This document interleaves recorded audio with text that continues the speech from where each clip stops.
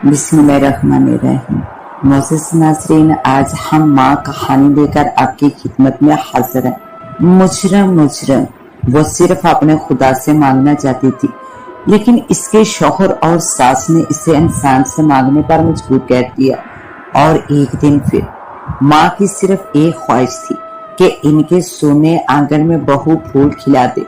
और ये कोई अनोखी बात न थी, लेकिन बहू बहुत मजबूर थी। सब ठीक था, लेकिन अल्लाह के हाथ से देर थी।